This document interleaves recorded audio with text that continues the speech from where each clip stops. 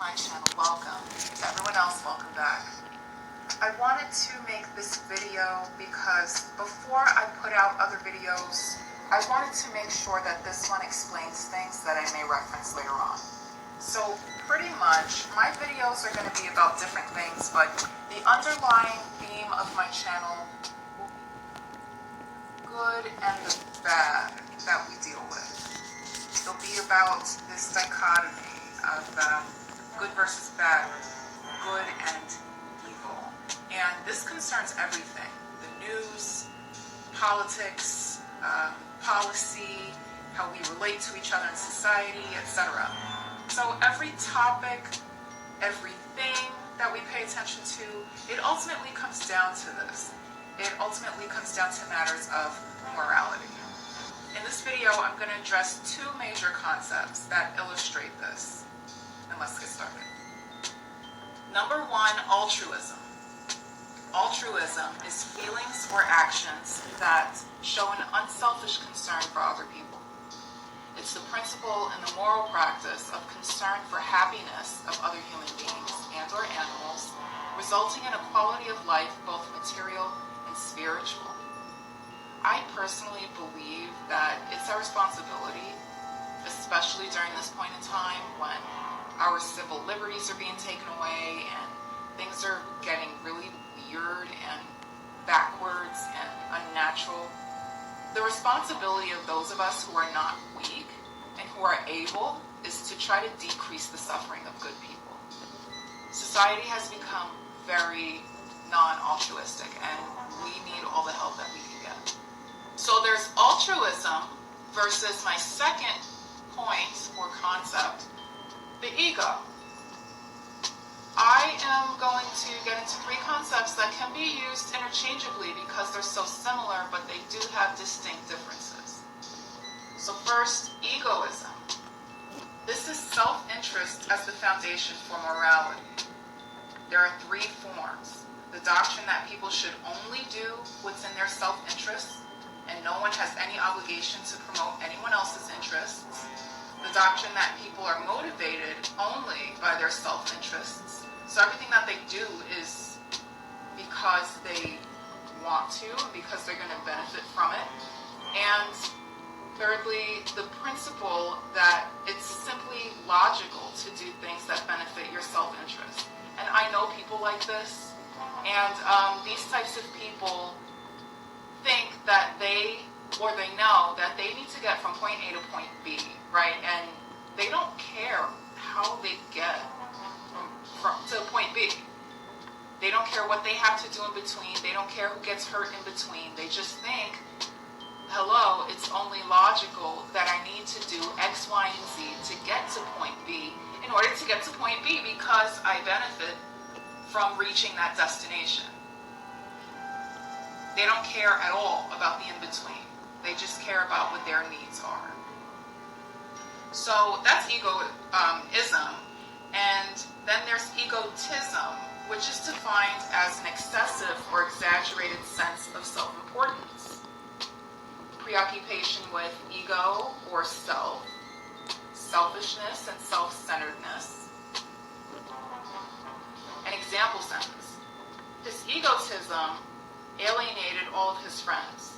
Egotistical people tend to really struggle with friendships because it becomes apparent to the people in your lives that everything that they do is about themselves. It becomes apparent that they're extremely self-centered, and it's off-putting. So these people, they'll usually just drop out of your life. They won't even tell you why they're not friends with you anymore. It's just they're so put off by you always doing things that are only for yourself, only talking about yourself. Very, very off-putting. Everybody wants to be cared for and loved.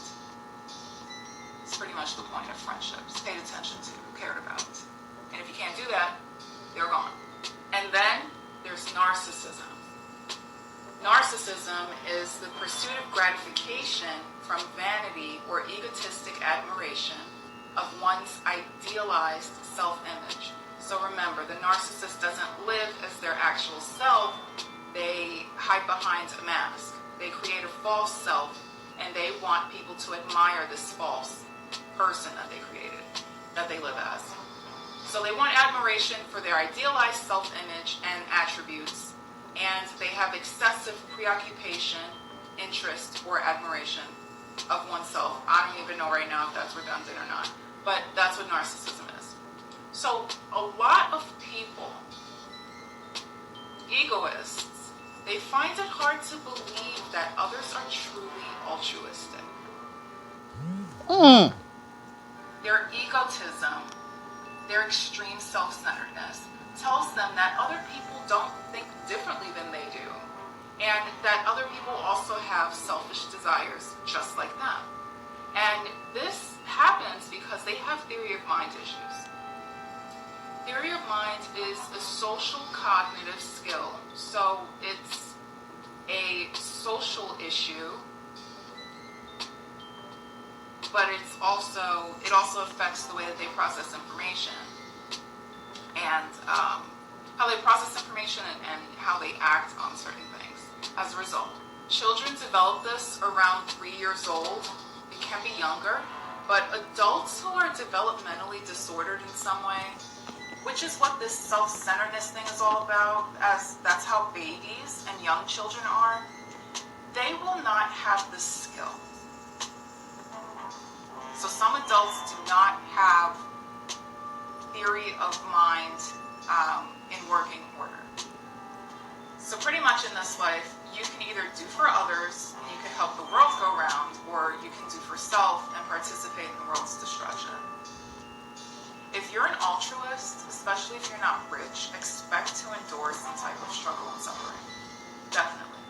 This goes for any group, community, any country. And usually the only way to turn this around is to become an egoist, unfortunately. It's kind of like the music artist or the actor or the media personality that sells their soul for success. And they just go rogue for success because they're tired of struggling, or they're just so egotistical that they want that, or narcissistic rather, that they want that attention. They do that. It's sad. But anyway, in my opinion, being altruistic is the goal. It should be the goal for all of us. And an altruistic lifestyle is definitely worth it because you can feel and communicate God's love that way. If you happen to be an egoist and you're watching this, or you think that you are, here are some suggestions that I found online that might be helpful.